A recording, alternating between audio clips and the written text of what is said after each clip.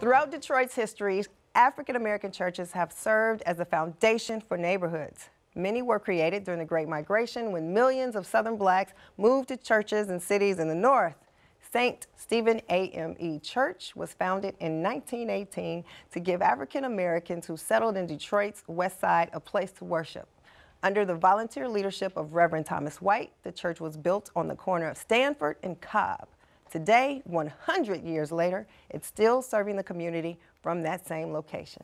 Joining me now from St. Stephen are Doreen Odom from the Centennial Marketing Committee and Amita Schuler, Chair of the Historical Remembrance Committee. Thanks for being here. Thank you. Thank you. Let's talk about this church. And I will be remiss if I didn't say St. Stephen AME is now led by Pastor Reverend Darrell Williams, right? That is correct. Right. But it hasn't always been that way. Back in 1917, it was small. It was moving from house to house. It was in a barbershop. It was in a tent. And then it landed where it is now.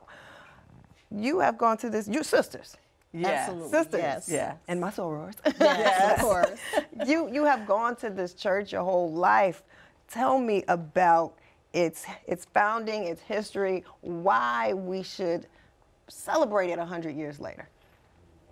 The beautiful thing about St. Stephen being located on the west side is that it has been a church where people could come to be filled spiritually as well as physically. With that, we've supported the community throughout the 100 years with our food pantry, with our gym that has been open and still is open to children at any time. A child may be walking down the street and come to the church when it's open and ask to play in the gym. And they're of course allowed to do that because that is an outlet that is so needed by that child. We also have partnered with the schools in our area. For example, Sampson Weber School. We have partnered with them with several organizations from our church, our Missionary Society, Emily E. Vernon Missionary Society. We supplied them with uniforms and whatever needs that they had. Another group in our church was under the auspices of Reverend Amani Henry, and they also supplied our church and Sampson with school supplies and other things that were so needed. Now see, that's just good missionary church work, right? Yes. But however, people who know that this church is known for a few people and a few performances and a few famous things. Tell us, Doreen, what are some of the more famous things that this church is known for that make it stand out from others? Well, what makes it stand out for others is that if you look at the AME Church, the AME Church has always been a church that embraced the community, from our educational institutions that we founded years ago, such as Morris Brown College, etc. And so when you move forward, you get to a place where we're in the city of Detroit, and we are in a place where the up and coming are coming, where the African Americans moved to from the Black Bottom. They settled on the west side. So with that came a lot of needs. And so when you look at it was like 1959, 1960, it's when they built this community center. It has a gym. It has it was a place where students could go or you could go and feel safe. So we had roller skating. We had dances. Wait. In the church? In the gym. Roller the skating. gym is located in the Spivey Community Center. Okay. So they have roller skating parties on Friday. It was the real recreation center, similar to what we have today, you know, recreation centers in the neighborhood. So you had roller skating, dances for the youth, music lessons, basketball. So with those dances gave those youth an opportunity to perform. So you had the Temptations. That's where they Temptations. That's where they had their first performances. If you ever see the film, they mention St. Stephen AME or the Spivey Center.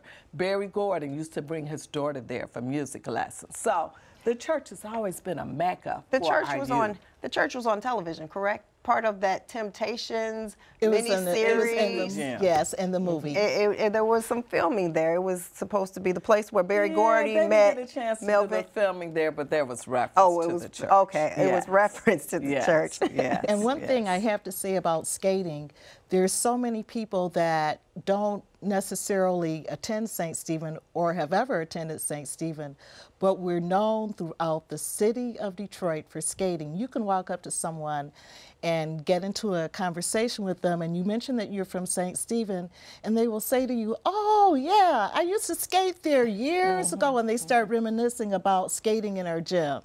So there's going to be some 100th anniversary events, obviously, about St. Stephen, which will include roller skating. A roller skating party in the next week on the 17th. Yes, yes. What's ironic about that? That event is on Saturday the 17th.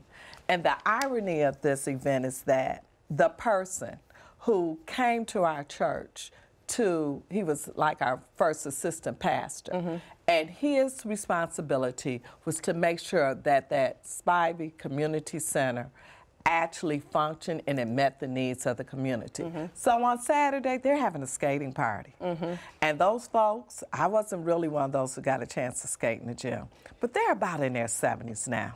So this would be a very interesting event because I'm going to sit on the sidelines and watch. But so that's on Saturday at the church from 6 to 9 o'clock. Okay. It's $5 admission. Bring your own skates. Bring your own skates. The waiver. Okay. Gotcha. Then the very next day, Reverend Huggins, presiding Harold C. Huggins, will be honored as a bridge builder. And Mita, talk about that. Reverend, he's now an elder, Harold Huggins. He is actually presiding elder Harold C. Huggins, and he emeritus. Was sort of in charge of the center during its heyday. Describe his legacy and what he brought and why he's getting this bridge builder recognition. The beauty of presiding elder Harold C. Huggins is that when he came to St. Stephen, he was a young man, and he was responsible for ministering to the youth. We used to have a youth church, and he was our youth pastor. He was very involved in the administration of the Charles S. Spivey Community Center, which was for the youth as well as adults. And a lot of the people that will be coming to the skating party, they developed a great love for him because of his love for people.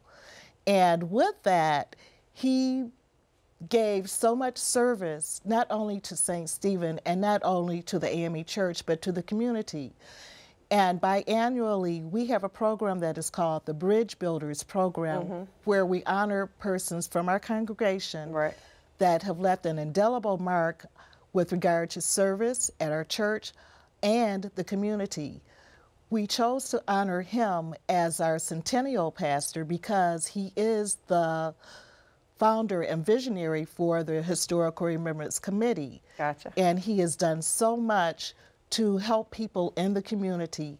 He also will be celebrating his 90th birthday. 90th birthday. Yes. And if my memory serves me correct, he's been married for 71 years. Yeah. And in this community. Yeah. He's 90 years old. Yeah.